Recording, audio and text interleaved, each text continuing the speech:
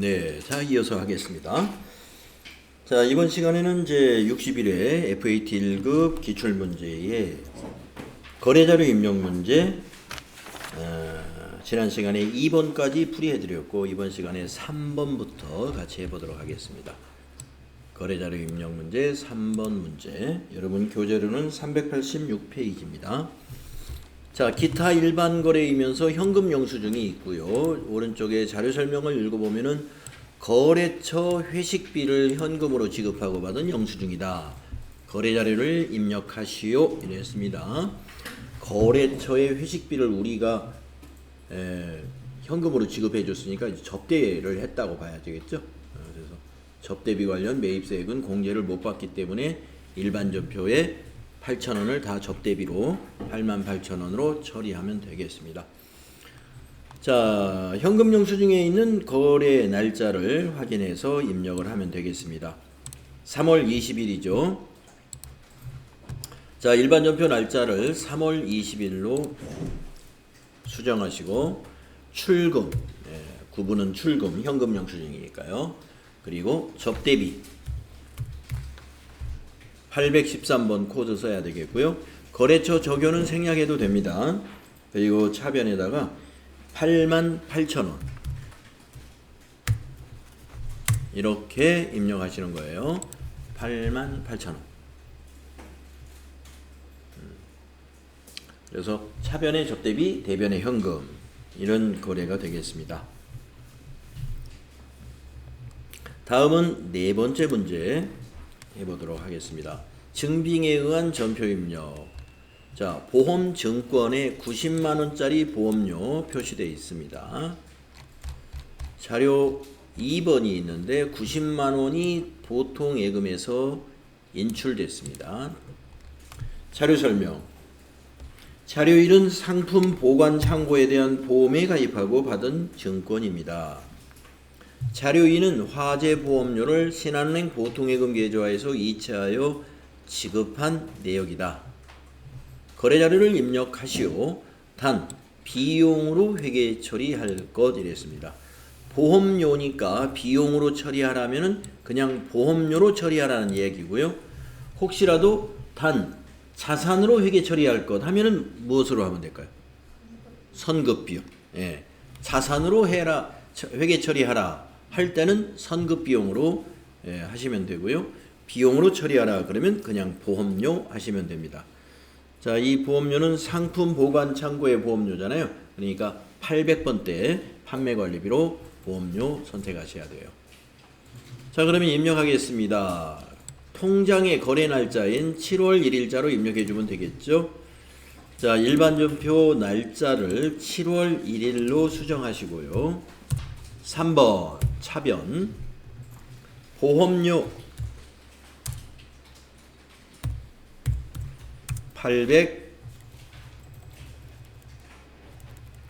821이죠. 쭉 가셔서 금액은 90만원 엔터 치고 4번 대변에 103번 보통예금이고요. 은행은 신한은행 보통, 코드에다가 신한 입력하시고 98001이 들어가도록 입력하면 됩니다. 자, 엔터로 쭉 가서 대변에 90만원 이렇게 하시면 되죠.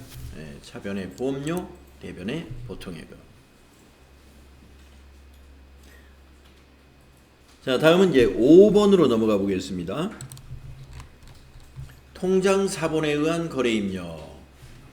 자, 이것도 보통예금이, 보통예금 참 많이 나오죠. 자, 자료 설명. 주식회사 한국유통에 대한 외상 매입금을 하나은행 보통예금 계좌에서 이체하여 지급했다. 거래 자료를 입력하시오. 네, 개정 과목 두 개가 탁 나왔어요. 보통예금에서 외상 매입금을 지급한 거니까 보통예금은 감소했으니까 자산 감소는 대변이요. 외상매입금 부채가 감소했으니까 부채 감소는 차변이다. 이렇게 정리하면 되죠. 자, 입력을 할까요? 거래 날짜는 통장 거래 날짜인 7월 11일이 됩니다. 일반 전표의 날짜를 7월 11일로 고친 다음에 차변에 외상매입금 거래처를 코드로 꼭 넣어야 되죠. 한국유통의 예상매출금이니까 거래처가 한국유통이 돼야 됩니다. 07401 쭉 가셔서 550만원. 대변은 103번 보통예금이고요. 은행은 하나은행 보통. 하나은행 보통 989009 대변에 550만원 입력하시면 됩니다. 차변의 부채감소, 대변의 자산감소. 거래처 코드로 저 두 개 다 입력해 줘야 되는 그런 개정 과목입니다. 자, 이렇게 해서 거래자료 입력 문제 5번까지 다 끝나고요. 부가가치세 문제로 넘어가시면 되죠. 어렵지 않죠? 일반전표 입력하는 문제. 자, 이제 부가가치세 문제로 넘어가서요. 첫 번째 문제, 과세 매출.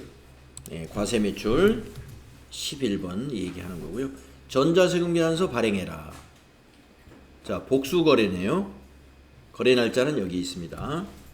자료 설명을 읽어봐요. 상품을 공급하고 전자세금 계산서를 발급 및 전송하였다. 대금 중 65만원은 자기압수표로 받고 잔액은 다음 달 말일에 받기로 했다. 혼합으로 분개해야 되겠군요. 1. 거래명세서에 의해 매입 매출 자료를 입력하시오. 복수거래 키를 이용하여 입력하시오. 전자세금 계산서 발행 및 내역 관리를 통하여 발급 및 전송하시오. 전자세금 계산서 발급 시 결제 내용 및 전송 일자는 고려하지 말 것. 네. 이제 여러분이 이제 이런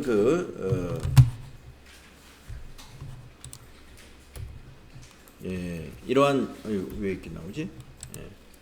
이러한 지시, 이러한 수행 과제에 대해서 상당히 이제 익숙해져야 됩니다. 여러 번 해봤기 때문에. 자, 매입 매출전표 8월 7일 날짜로 입력합니다.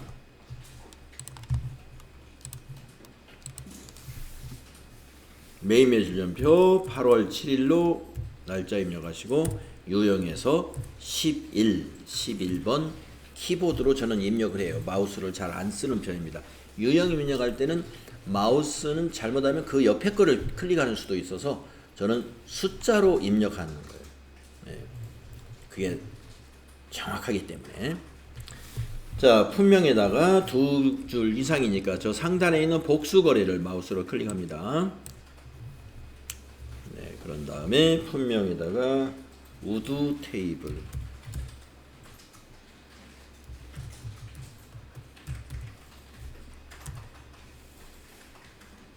수량 5개. 단가 50만원. 엔터 지나가시고 분명히 이제 우버 180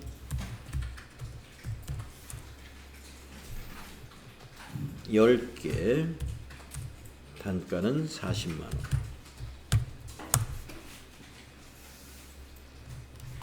그리고 확인하시면 되겠습니다. 그리고 합계 금액이 715만원 맞는가 한번 체크해 볼 필요가 있고요. 코드는 공급받는 자, 유민가구. 전자세금란은 우리가 발행할 때는 여기를 비워둬야 됩니다.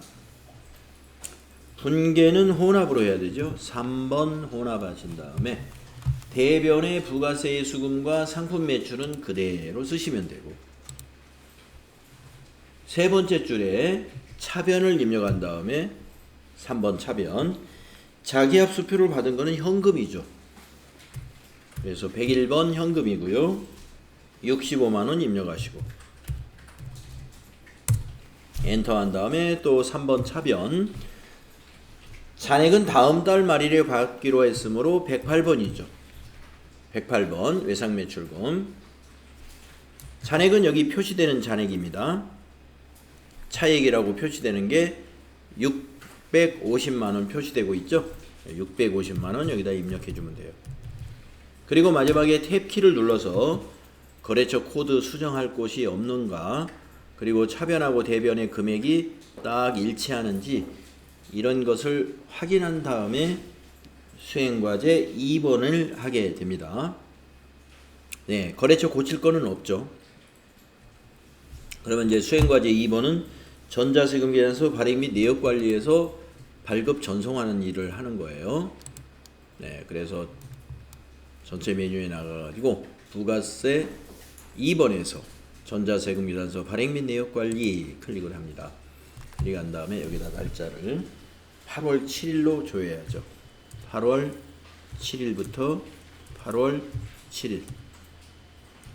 엔터 하면은 미전송된 거 하나 보인단 말이죠. 체크박스 먼저 체크를 해야 돼요. 네, 여기 체크박스 클릭을 해서 체크한 다음에 저 상단에서 전자발행을 먼저 눌러요. 그리고 로그인해서 확인을 눌러요. 전자세금계산서 그림이 나온단 말이죠. 그럼 밑에서 발행을 눌러요. 그러면 안내가 나옵니다. 발행되었다는 안내. 그러면 확인 단추 눌러줘요. 그러면 이제 거래처에 발행은 됐어요. 이제 국세청 전송을 하기 위해서 전자발행 옆에 있는 아카데미 전자세금계산서 단추를 클릭합니다. 홈페이지 그림이 나오죠. 로그인 파란색 단추를 눌러요. 그러면 이런 그림이 나오는데 미전송이라는 요 체크박스 여기를 먼저 체크합니다. 국세청 신고 상태를 미전송인 것만 불러내려고 하는 거예요. 체크한 다음에 밑에 매출 자료에서 불러요. 매출 조회. 그러면 매출 자료 중에 국세청 거래처에는 발행했으나 국세청에는 미전송 상태인 거를 이렇게 찾아줍니다. 그랬을 때 이제 발행 단추를 누르면 국세청에 전송이 이루어지게 되는 거죠. 발행이 완료되었습니다. 확인. 그러면 여기 목록에서 없어졌으면 국세청에 전송이 끝난 것이다. 자, 여기 지금 팝업 창으로 보이는 이 창을 닫기 단추 눌러서 닫으시고요. 전자세금계산서 발행 및 내역 관리라는 탭도 클릭해서 닫아주시고요. 메인 매출 전표 탭에 와서는 저 위에 있는 조회라고 하는 요 단추를 눌러서 결과를 확인해 보는 거예요. 전자세금란에 전자발행이라는 단어가 보여야 잘 수행을 한 것입니다. 메인 매출 전표에 돌아왔는데 내가 이 조회를 안 누르면 여기는 계속 비어 있을 거예요. 왜냐하면 그 전 화면이니까. 그래서 어떤 작업을 수행한 뒤에 와서는 다시 그 화면에 와서 다시 변경된 내용을 볼 때는 위에 있는 조회를 클릭해 주는 거예요. 자, 그래서 부가가치세 1번 문제 이렇게 전자세금계산서 발급 전송하는 문제로 FAT 1급은 계속 출제합니다. 11번 과세매출로 입력하면 되는 문제죠. 자, 두 번째 문제 매입거래입니다. 매입거래는 이것저것 고칠 게 많고요. 주의를 해야 될 것도 많습니다. 그리고 증빙이 뭔지 잘 보셔야 돼요. 계산서 매입이죠. 계산서 매입은 53이라는 걸 확실히 알아야 돼요. 계산서 매입은 유형이 53입니다. 자, 밑에 자료 설명을 보면요. 회계팀 사원들의 부가가치세 실무 교육을 실시하고 전자계산서를 받았습니다. 수행과제 메인 매출 자료에다 입력하시오. 전자계산서 거래는 전자입력으로 입력할 것 이랬습니다. 자, 전자계산서의 작성일자 8월 17일로 입력을 하면 되죠. 자, 메인 매출 전표 날짜를 8월 17일로 수정하시고 유형은 53번이어야 된다. 품명에다가 부가가치세 실무교육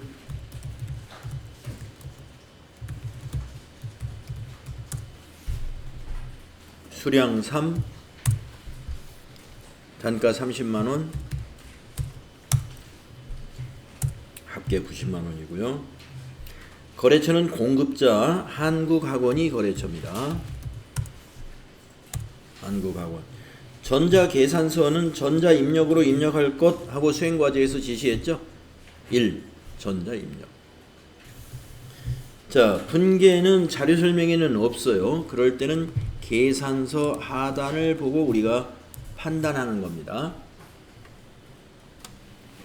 네, 한국학원에 아직 입금을 안 했다는 거죠. 한국학원에서 청구를 해왔어요.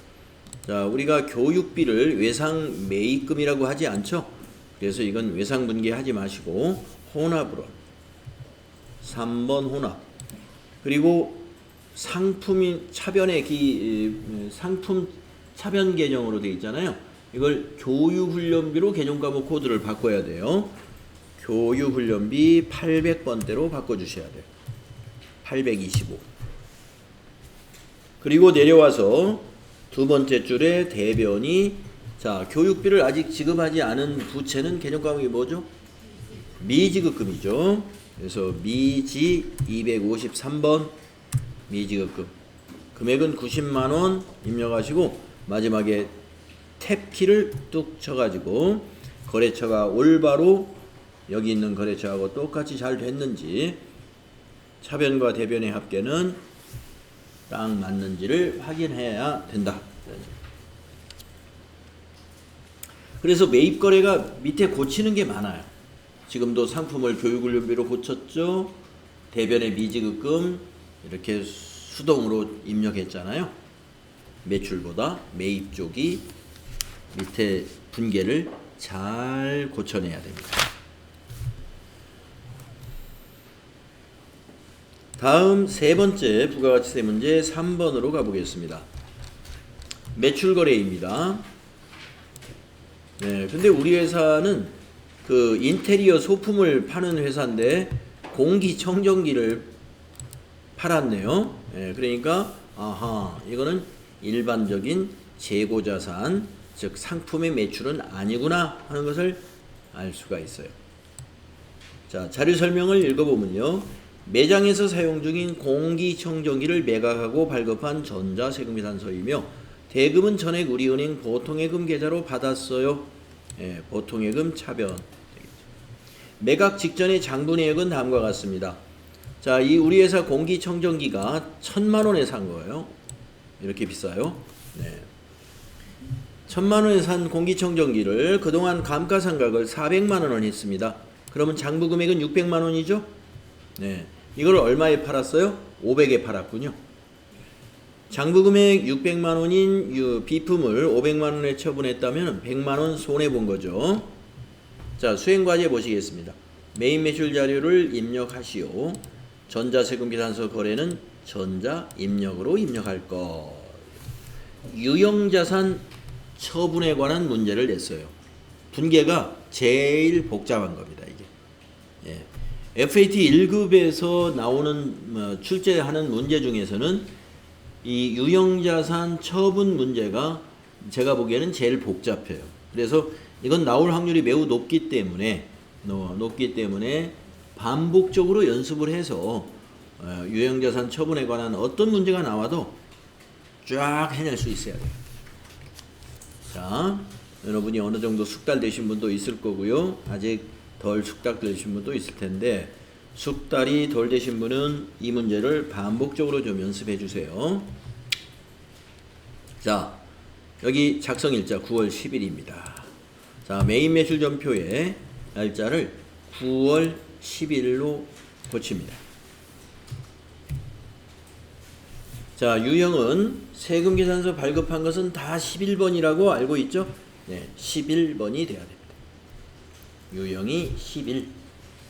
자, 품명은 공기청정기 그대로 입력합니다. 수량 10, 50만원. 예, 한 개당 50만원짜리였군요. 아니 10개였군요. 10개. 자, 그래서 500만원에 50만원입니다. 거래처는 천사유통이죠. 전자세금계산서에 전자입력으로 입력할 것. 수행과제에서 읽었죠? 1번 전자입력. 유형자산 매각거래는 무조건 3번으로 분계를 할 수밖에 없다. 유형자산 매각거래는 3번으로 분계를 해야 됩니다. 혼합분계로만 할 수가 있어요. 자, 우선 부가세 애수금은 그대로 두는 겁니다. 이 공기청정기를 매각함으로써 발생한 부가세 50만원은 우리가 부가세 납부해야 될 매출세액이므로 부가세 애수금 그건 건드릴 필요가 없고요. 그 밑에 이거부터 수정을 합니다. 두 번째 줄. 자, 상품 매출이 아니라 비품을 매각한 거죠. 그래서 코드에다가 비품이라고 해줘야 되고요. 그 다음에 여기 대변에 있는 것은 비품의 무슨 가격이에요? 매각 가격이 비품 입력되어 있잖아요. 그런데 비품을 우리가 매각 회계, 비품의 처분 회계를 할 때는 비품의 대변에 와야 될 금액은 취득 금액을 입력해야 돼요. 취득 금액을 털어내야 돼요. 그래서 문제에서 취득 금액을 알려주는 겁니다. 1,000만 원에 취득했던 것이죠. 그래서 여기다가 10 플러스 1,000만 원 입력하셔야 돼요. 그리고 나서 엔터 하면은 줄이 바뀌지 않습니까? 비품을 우리가 취득금액으로 털어냈으면 이 비품의 차감 계정이었던 감가상각 누계액도 같이 없어져야 됩니다. 예. 이 감가상각 누계액도 이 취득원가와 함께 정리가 돼야 돼요. 매각을 했을 때는 취득원가도 정리해야죠. 감가상각 누계액인 차감 계정도 정리가 되어야 이 자산이 깨끗이 정리가 되는 겁니다. 그래서 정리라는 건 뭐예요? 반대쪽에 기입해 주는 거죠. 그러니까 감가상각 누계액을 차변에 넣어주는 거예요. 자, 그래서 차변 3번 하신 다음에 감가상각 누계액은 여기 212번에다가 1을 더하면 돼요. 그러니까 213이 되겠죠. 검색하지 말고 213을 바로 입력하는 겁니다. 이 감가상각 누계액은 비품에 대한 감가상각 누계액이에요. 그래서 그거를 정리합니다. 400만 원. 4 플러스 엔터 쳐서 그 다음 줄로 내려갑니다. 자, 그 다음에 해야 될 것은 뭐냐? 자, 이제 비품의 장부금액을 정리가 됐습니다. 취득금액과 감가상각 누계액 정리했으니까 요 550만 원을 이제 받았거나 채권으로 인식해야죠. 받았으면 받은 대로, 채권이면 채권인 대로 자산으로 잡아야 될 거 아니에요? 550을 우리가 천사요청에 팔았으니까. 그래서 내용을 보니까 대금을 어떻게 했는지 설명이 나왔습니다. 아까 자료 설명이 1번에서 보통예금 계좌로 입금 받았다고 나왔어요. 그래서 이번에는 차변에 103번 보통예금 얼마로 입금이 됐을까요? 합계금액인 550만 원이 입금이 됐겠죠. 그래서 550만 원 입력합니다. 그리고 탭키를 눌러서 보통예금은 거래처를 천사유통으로 하면 안 됩니다. 그래서 우리은행 보통예금의 거래처 코드는 우리로 검색을 해가지고 우리은행 보통으로 이걸 고쳐야 됩니다.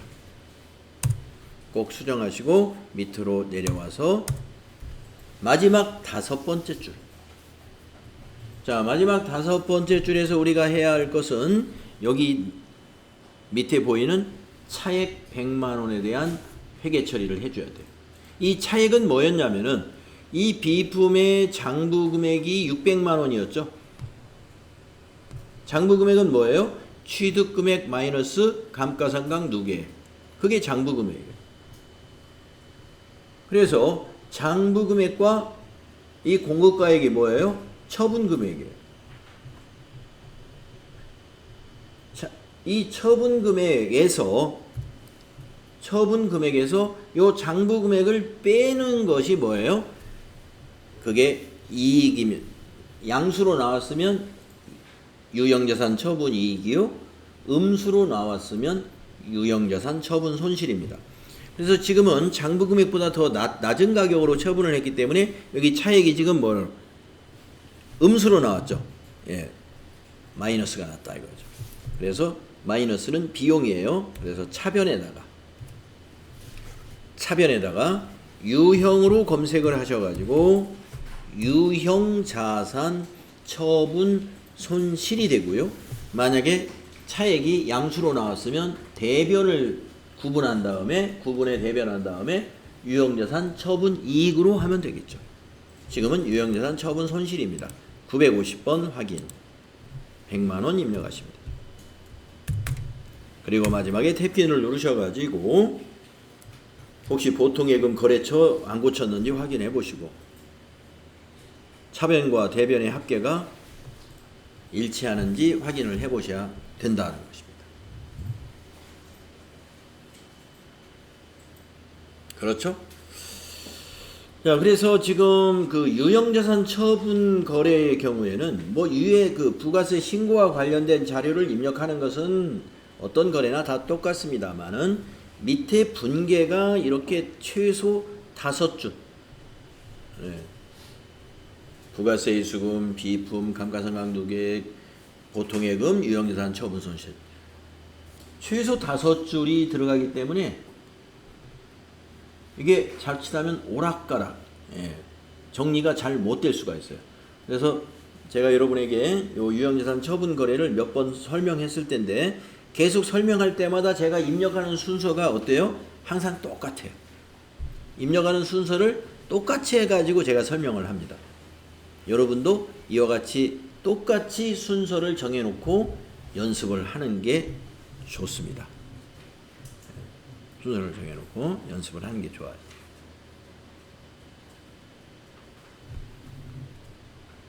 여기서 6줄이 나올 수도 있는데요. 6줄이 나오는 경우는 이런 경우입니다. 대금 중 50만원은 현금으로 받았고 아니면 뭐 보통예금으로 받았고 잔액은 다음 달 말일에 받기로 했다 라고 만약에 문제를 냈다면은 보통예금은 50만원만 입력해야 되고 다음 달 말일에 받기로 했다면은 하나 더 늘어나죠. 한 줄이. 그러면 차변에 그건 뭐로 해야 될까요? 500만원은 다음 달 말일에 받기로 한 것은 미수금이죠. 미수금. 그래서 보통예금과 미수금으로 구분이 되니까 분계가 6줄이 나오겠죠. 그렇게 문제를 낼 수도 있어요.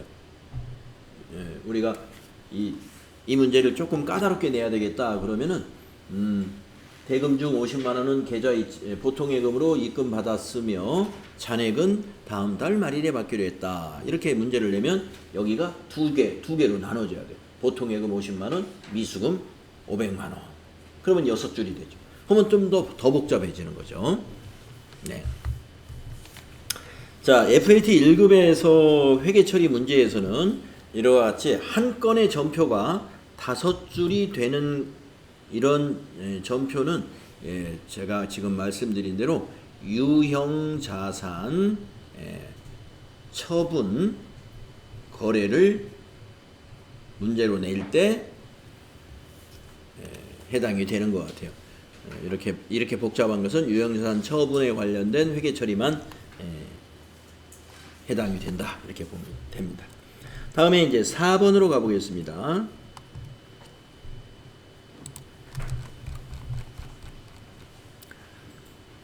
자, 유형자산 처분 분계는 반복적인 연습 꼭 필요하다고 보고요. 다음에 이제 4번 매입거래입니다.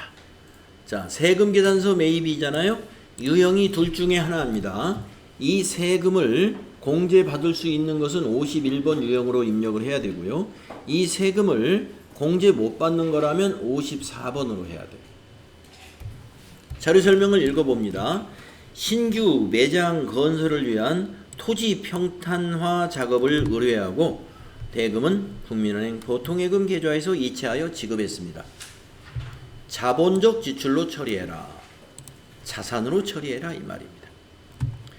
매입 매출 자료를 입력하시오. 전자세금 계산서 거래는 전자입력으로 입력할 것 그랬습니다. 자, 이걸 자산으로 처리하라 그랬단 말이에요. 자본적 지출. 자, 뭐냐면 토지로 처리해라 이 말이에요. 토지 평탄화 작업은 토지의 취득 원가에 가산해야 된다.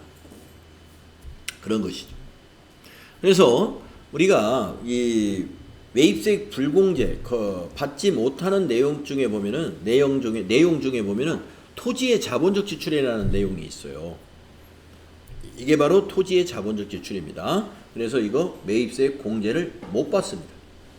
못 받음으로 유형은 54번. 자, 그러면 입력을 하겠습니다. 9월 14일입니다. 메인 매출 전표 날짜를 9월 14일로 고치시고 유형을 54로 해야 돼요. 자, 불공제 사유의 맨 위에 있는 겁니다. 0번. 토지의 자본적 지출. 예, 그거 클릭해야 돼요. 그리고 선택. 네, 품명에다가 토지 평탄화 작업.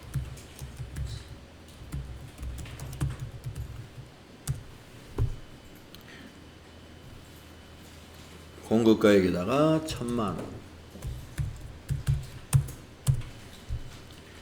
거래처는 디딤건설. 전자세금계산서는 1번 전자입력. 분계는 보통예금 거래니까 3번 혼합. 차변에 토지로 잡아야 되니까 상품을 토지로 고치시고 내려와서 두 번째 줄에 대변이 103번 보통예금에서 이체했죠. 금액은 1100만원. 탭키 누르셔가지고요. 거래처를 국민은행 보통으로 고쳐야 되죠. 국민은행 코드가 여러 개 있으니까 조심하셔가지고 98005 국민은행 보통이라는 거래처로 바꿔줘야 돼요. 네. 이 문제는 이 유형을 54로 잘 하시고 자산 처리할 것 토지로 처리하시면 됩니다. 상품으로 그대로 두면 안 되고요. 토지로 고쳐야 된다. 깜빡하고 상품 그대로 두면 틀리는 겁니다. 네, 다음 5번으로 넘어가 볼까요? 부가세 문제 5번 문제는 무엇이 나왔을까요? 신용카드 거래가 나왔습니다. 자, 신용카드로 매출했다는 거잖아요. 매출 거래니까. 그러면 뭐 17번이구나. 예. 우리가 매출에서 FAT 1급에 나오는 유형이 3개밖에 없잖아요. 11번 세금계산서, 13번 계산서, 17번 신용카드. 그래서 매출 유형은 3개, 11, 13, 17번 3가지 유형으로 문제를 내기 때문에 이건 당연히 17이다. 자료 설명을 보겠습니다. 벽시계를 개인 최혜진에게 판매하고 발급한 신용카드 매출전표입니다. 벽시계는 상품이다. 메인 매출 자료를 입력하시오. 매출 채권에 대하여 외상매출금 계정으로 처리하라. 네, 외상매출금으로 해야 된다. 외상매출금의 거래처는 최혜진한테 받는 게 아니라 삼성카드사에서 받아야 되니까 거래처는 삼성카드사가 돼야 돼요. 네, 그거 주의하시면 돼요. 자, 그러면 카드 매출전표에서 거래 날짜를 확인합니다. 24년 9월 20일이죠. 네, 그래서 메인 매출전표에다가 입력을 합니다. 메인 매출전표 날짜를 9월 20일로 입력합니다. 유형은 17이 돼야 돼요. 그리고 카드사는 물음표 단추를 눌러서 거기 매출전표에 카드 종류 나와요. 삼성카드사 확인. 또 한번 확인. 예, 품명에다는 벽시계 하셔도 되고 상품이라고 하셔도 됩니다. 공급가에게는 합계를 입력해야 되는 거 알고 계시죠? 132만원. 그래야 공급가액이 120만원으로 바뀌게 됩니다. 거래처는 최혜진이라는 개인 이름을 입력해야 돼요. 최혜진. 전자세금계산서 관계없으므로 방향키로 지나가시고 카드 매출이니까 분계는 여기 4번 분계를 한번 해보세요. 자, 외상매출금으로 됐는가부터 확인합니다. 외상매출금으로 회계처리할 거 됐으니까 네, 외상매출금이고 거래처도 카드사로 아주 잘 됐어요. 네, 나머지만 이제 맞으면 되겠습니다. 자, 부가세 수금, 상품 매출, 대변도 다 맞았죠. 네. 그래서 우리가 카드 거래라 하더라도요, 카드 매출에서 이와 같이 상품 매출이면은 우리가 카드 분계하면 외상 매출금으로 정확히 분계가 일어납니다. 그래서 여기 문제에서 지시한 대로 매출 채권에 대하여는 외상 매출금 계정으로 처리를 했어요. 고치지 않아도 그렇게 된다.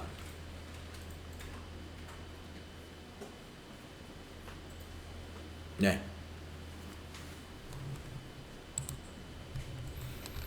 네, 그 다음에 이제 6번이 부가가치세의 마지막 문제죠. 네.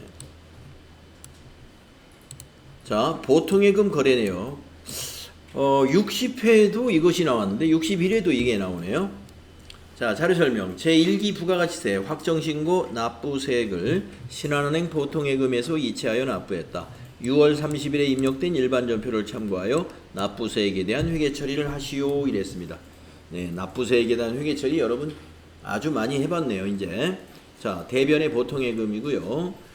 여러분 차변에는 뭔지 아시죠? 미지급 세금. 미지급 세금의 거래처에는 역삼세무서를 거래처로 넣으면 됩니다. 자, 입력하겠습니다. 7월 25일 일반전표에 입력은 해야 돼요. 일반전표에 가셔서 7월 25일로 날짜 수정하시고 차변이 미지급세금 부채감소예요. 미지급금이 아니라 미지급세금 해야 됩니다. 260일.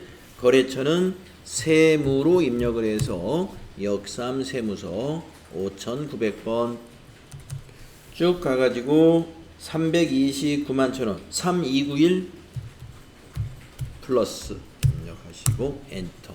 대변이 103번 보통예금. 보통예금은 신한은행 보통 쭉 가서 3291 플러스 차변의 미지급세금, 대변의 보통예금이고요.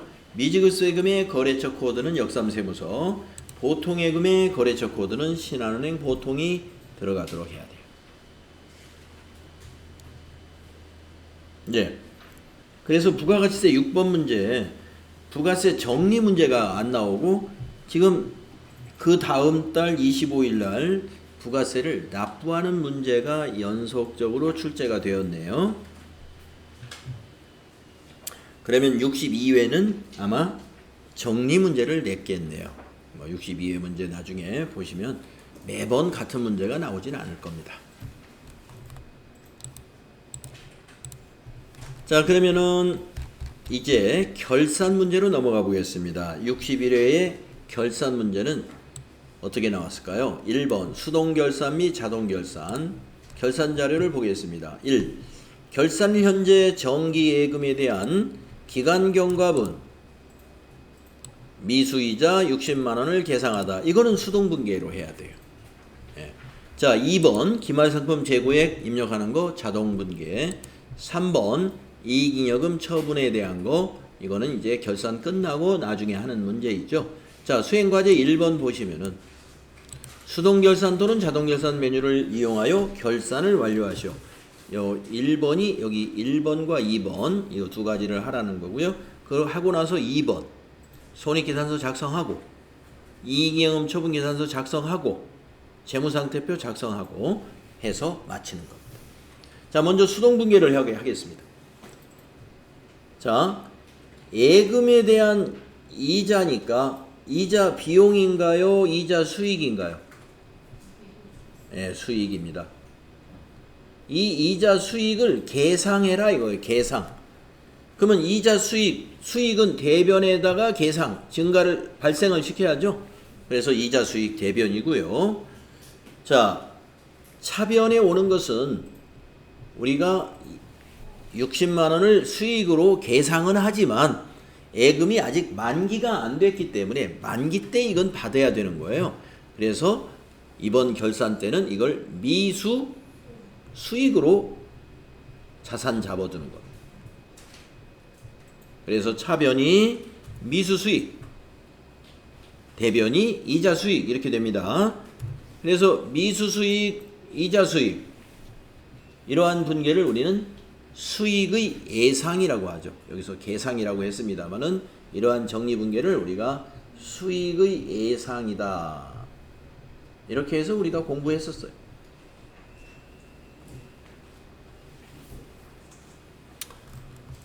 네. 자, 그러면 일반전표 12월 31일로 입력을 해줍니다. 자, 일반전표 날짜를 12월 31일로 수정하시고 차변의 미수수익 쭉 가셔서 60만원 엔터, 대변의 이자수익 901번 쭉 가서 대변에다가 60만원 이렇게 입력하는 거예요.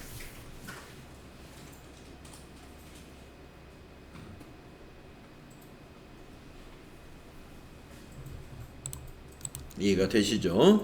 자, 이제 2번 자동결산 사항이죠. 자, 결산자료 입력을 실행합니다.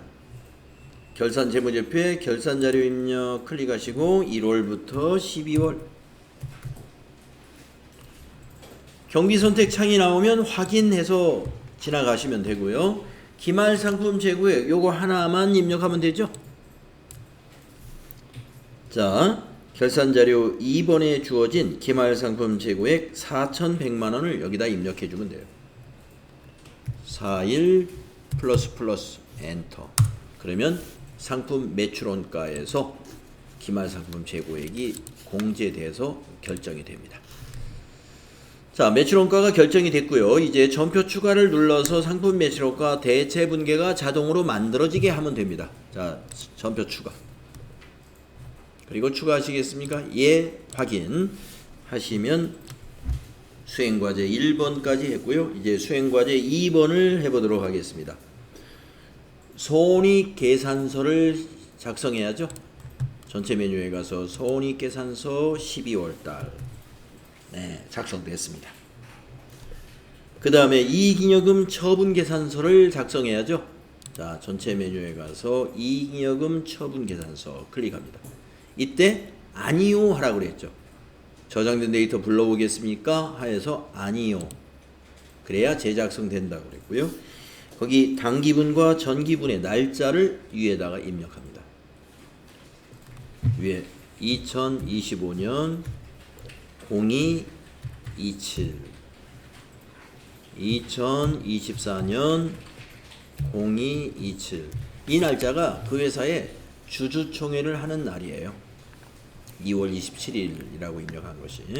그럼 날짜 입력하고 나서 전표 추가를 눌러서 손익 대체 분계를 하라고 그랬잖아요.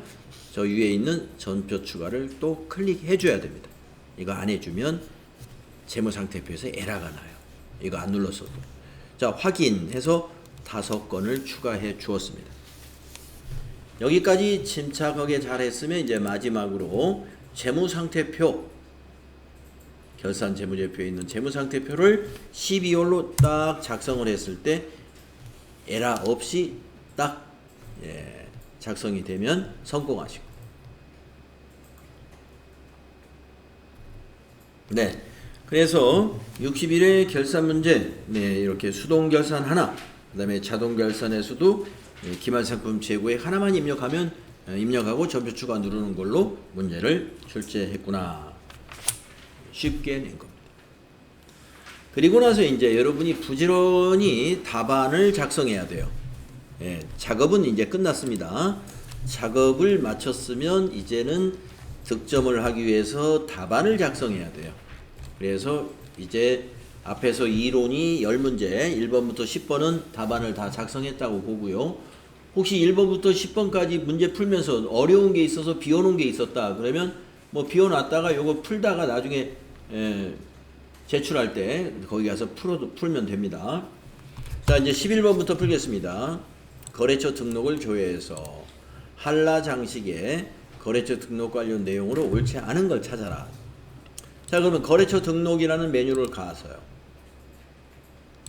한라 장식을 찾는 방법 컨트롤 F 한라라고 입력을 하면 됩니다. 한라 엔터. 네, 이렇게 하면 한라 스포츠가 나오네요. 또 한번 엔터.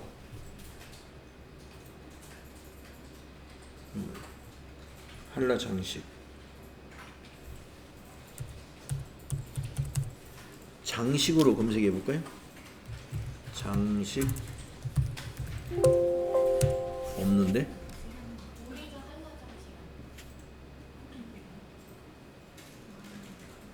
우리 회사가 한라 장식인데 이 문제가 왜 이렇죠? 근데 왜 거래처 등록초에 하라고 그랬나요? 카드 거래. 자, 그러면은 이 문제는 거래처 등록 문제가 아니고 회사 등록 문제라고 이걸 좀 고쳐봐야 되겠네요. 예. 그렇죠. 한라 장식은 우리 회사인데 거래처 등록 관련 내용으로 옳지 않은 거.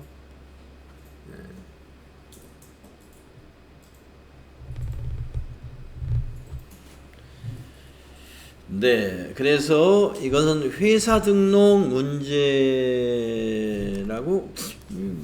봐야 되겠습니다. 자, 그래서 우리 회사 등록에 가겠습니다. 전체 메뉴에 회사 등록 하셔가지고 이제 우리 회사가 한라장식이에요. 한라장식. 자, 보기 1번 카드 거래처의 매입 관련 거래처는 한 곳이다.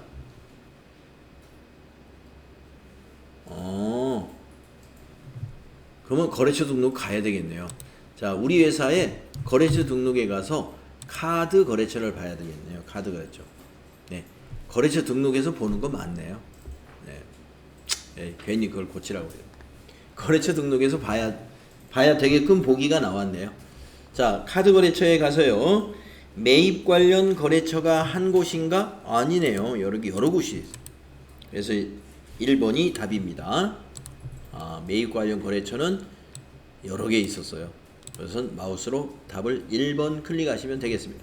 네, 밑에 거 그냥 복잡하니까 답 찾았으니까 2번 넘어갈게요.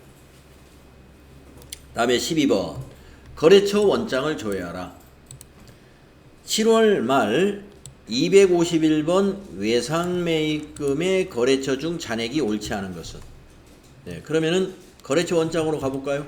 전체 메뉴에서 거래처 원장 어디 있는지 아시죠? 클릭하시고 7월 말이니까요. 앞에 날짜에서는 그냥 엔터로 지나가시고 뒤에 날짜를 7 엔터 하시면 7월 말일이 뒤에 날짜로 입력이 됩니다. 그래서 항상 뒤에 날짜를 맞춰주시면 돼요.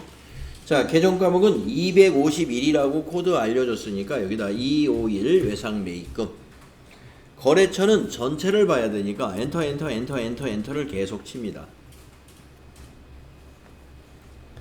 자, 잔액이 옳지 않은 것을 찾아봐요. 금비유통 여기 있는데 잔액이 맞습니다. 대한전자 여기 있는데 잔액이 맞습니다. 한국유통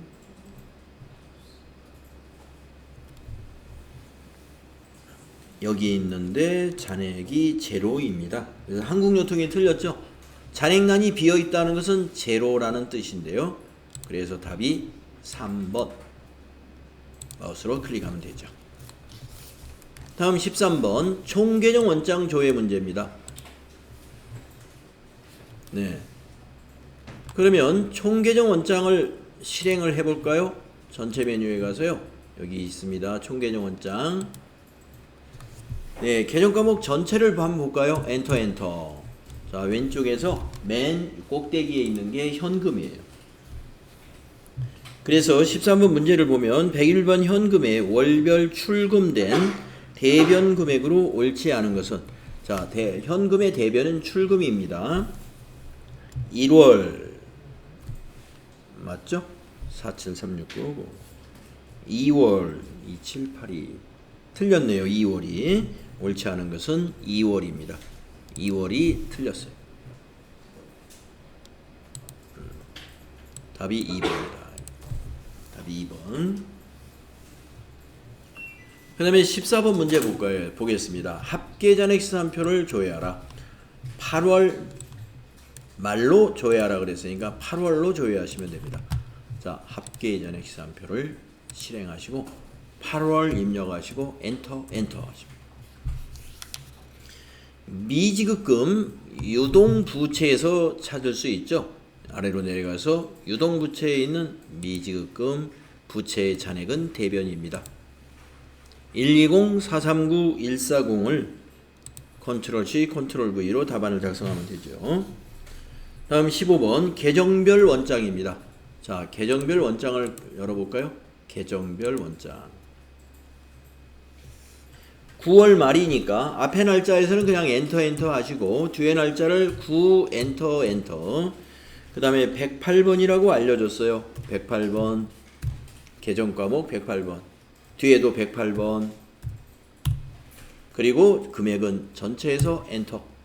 자, 외상매출금 9월 말 잔액을 물어봤으니까 맨 밑으로 쭉 내려가서 9월의 마지막 날짜에 있는 잔액란에 이 금액을 답안에 입력하셔야 되겠죠. 컨트롤 C, 컨트롤 V 되죠? 174, 171, 000 맞습니까? 자, 계정별 원장 문제가 15번이었고요. 그 다음에 16번 재무상태표 문제입니다. 그래서 재무상태표 작성해 놓은 창으로 가거나 아니면 새로 열어가지고 12월 말 미수수익. 자, 12월로 작성됐는가 보시고 미수수익은 유동자산, 당좌자산에 있죠. 그래서 미수수익 60만원 우리가 기말 수정분계, 기말 결산분계로 우리가 입력했던 것이죠. 자, 60만원을 답으로 입력하시면 됩니다. 기말 결산분계 못하신 분은 이 60만원 못 맞추겠네요. 그래서 여기서 3점 마이너스가 나는 거예요. 그 다음에 17번 재무상태표조회 12월 말 단기매매증권의 잔액은 얼마인가? 예, 단기매매증권 보유에 있죠. 239만원 이거를 복사해서 붙여놓으면 되고요. 다음 18번 재무상태표 문제입니다. 12월 말 유형자산의 장부금액은 얼마인가? 네, 60회 문제하고 똑같은 질문을 했습니다. 자, 유형자산, 네, 비유동자산의 유형자산의 장부금액이라는 것은 바로 이 금액 자체가 장부금액이에요. 264, 307, 613 복사해서 붙여놓으면 되고요. 다음에 19번 2월 이익잉여금, 미처분 이익잉여금의 잔액은 얼마냐? 네, 밑으로 쭉 내려가서 자본의 미처분 이익잉여금이 있습니다. 614, 685, 756 그래서 답이 3번에 있어요. 예. 결산을 잘못하시게 되면은 이것도 틀리게 됩니다. 이것도 맞는 답이 없을 거예요. 그랬을 때는 가장 가까운 숫자, 여러분의 미처분 이익잉여금과 가까운 숫자를 찍는 수밖에 없을 겁니다. 다음 20번 손익계산서를 조회하라. 당기에 발생한 상품 매출원가는 이렇게 물었습니다. 자, 손익계산서 실행해 놓은 거 있으면 그쪽 창에 가셔가지고 매출원가는 이거죠. 이걸 컨트롤 C, 컨트롤 V 하면 됩니다. 242, 809, 727. 다음에 21번 손익계산서죠. 당기의 판매비와 관리비의 계정별 금액이 옳지 않은 것은 이랬어요. 자, 접대비 2629, 900 맞았죠. 보험료 5746, 000 틀렸죠. 그래서 2번이 틀렸다. 보험료가 잘못됐습니다. 마우스로 2번을 클릭하시면 되고요. 자, 22번 손익계산서 조회 문제입니다. 당기에 발생한 영업의 수익 중 금액이 가장 큰 계정과목의 코드 번호를 물어봤어요. 자, 영업의 수익 손익계산서의 하단에 있죠. 영업의 수익, 이자 수익과 자비익 두 가지가 있는데 이자 수익이 60만원으로 제일 크죠. 예, 코드를 아는 사람은 901 하고 입력하겠지만 이자 수익이 901인지 모르면 여기를 더블 클릭해 보면 돼요. 자, 더블 클릭해 보시면은 계정별 원장으로 가는데 계정별 원장에 상단에 계정 코드 901 보이죠? 답을 901로 입력하시면 됩니다. 그 다음에 닫아주시고요. 그 다음에 23번은 손익계산서 문제죠. 당기에 발생한 유형자산 처분 손실, 아까 100만원인 거 기억나시는 분은 그냥 100만원 입력하시면 되겠죠. 자, 손익계산서에 유형자산 처분 손실, 이거 100만원 들어가 있죠. 네, 100만원 맞습니다. 다음에 24번 부가가치세 신고서 조회입니다. 제2기 예정 신고 기간이에요. 네, 자, 부가가치세 신고서 들어가셔가지고요. 자, 기간을 언제부터 언제로 입력할까요? 예, 7월에서 9월로 입력해야 됩니다. 정기신고에서 엔터 하시고요. 과세표준 및 매출세액 9번란에 과세표준의 금액은 얼마인가 이랬어요. 9번란 여러분 찾을 수 있을 거고요. 이게 과세표준의 금액입니다. 그래서 이 금액을 답으로 복사하거나 이걸 보고 입력해야 돼요. 다음은 25번이죠. 부가가치세 신고서 조회입니다. 2기 예정, 네, 지금이 2기 예정이에요. 과세 신용카드 현금 영수증 3번란의 세액은 얼마인가 이랬습니다. 여기 3번란 있죠? 여기 세액 요거 12만원 이거를 복사해서 붙여넣으면 되죠. 그 다음에 26번도 부가가치세 신고서 조회 문제입니다. 2기 예정이니까 지금 이거예요. 공제받지 못할 매입세액 16번란의 세액은 얼마냐? 여기 밑에 16번란의 세액이 이거죠. 예, 180만원 맞죠? 180만원을 복사해서 붙여넣으면 되겠습니다. 자, 부가가치세 신고서에서 여러 문제를 냈고요. 그 다음에 27번 문제로 넘어가면은 세금계산서 합계표 조회 문제 하나 냈습니다. 자, 세금계산서 합계표 실행하시고 2기 예정 7월부터 9월로 냈어요. 7 엔터 9 엔터 엔터.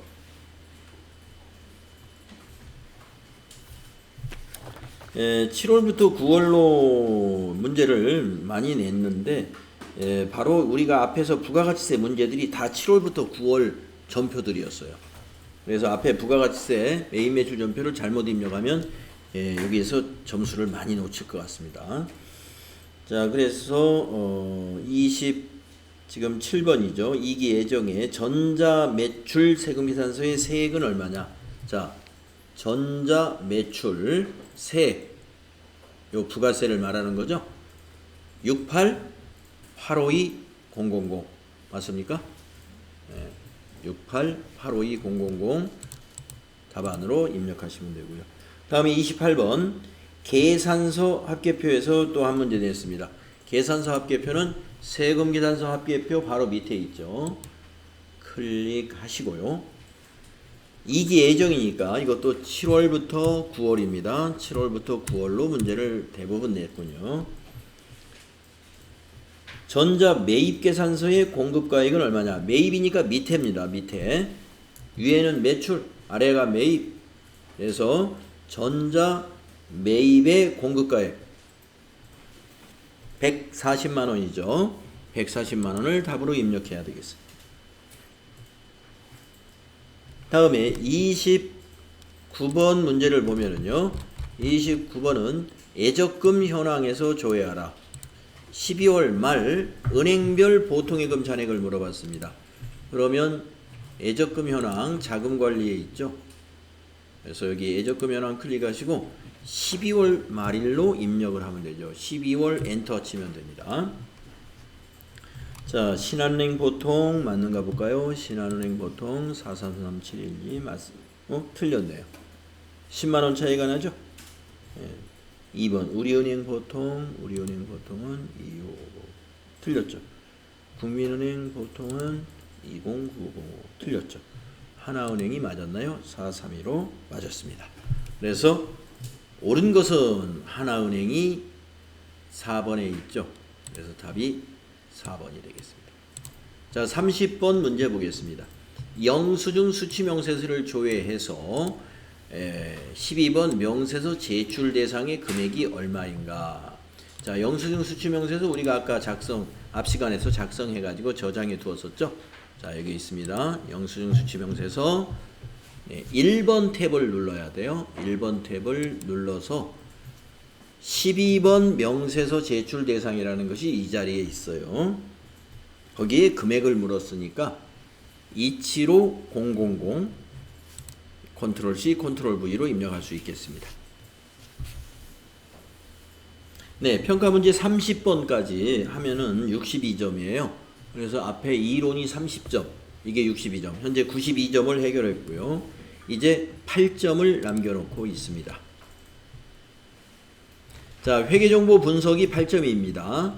자, 첫 번째 31번 문제 4점짜리는 네, 부채 비율을 쭉 설명하고 뒤에 질문은 여기 있습니다. 전기 부채 비율은 얼마인가? 그리고 공식을 알려줬습니다. 부채 총계 나누기 자기자본 자본 총계라는 거고요. 곱하기 100을 해라.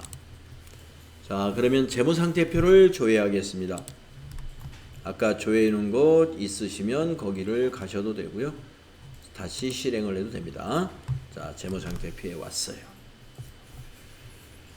전기 거니까 오른쪽에 있는 숫자로 계산하는 거예요. 그래서 부채 총계는 아래에 이 자리에 있습니다.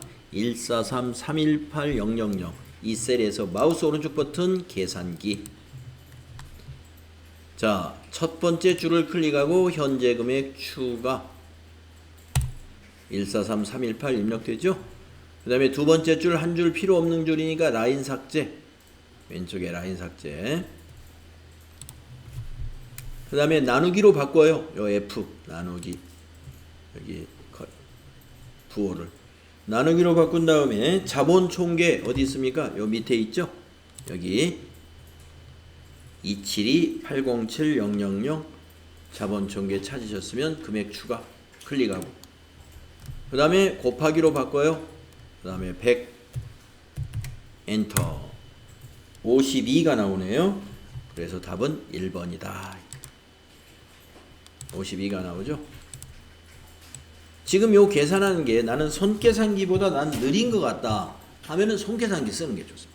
예, 빠른 것으로 하는 게죠. 빠른 거.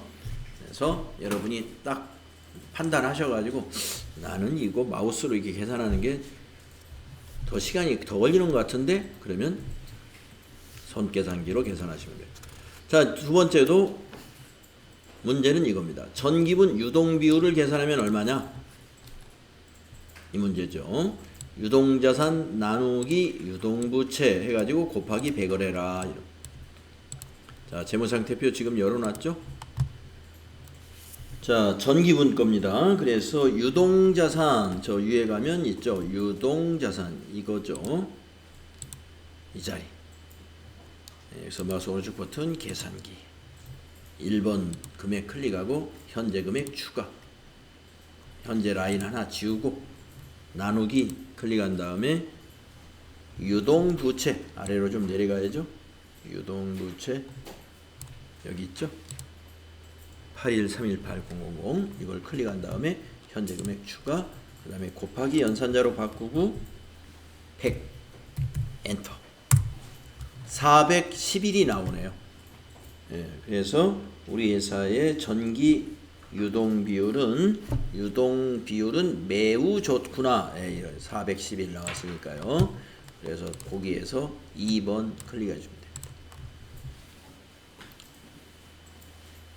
네, 이렇게 해서 이제 100점을 우리가 완성하게 되는 것입니다. 100점 중에서 이제 틀린 것들 빼서 70점 이상이 나오면 합격이 되는 것이죠. 자, 혹시 질문 놓치신 거 있으면 질문을 하는 시간 드리겠습니다.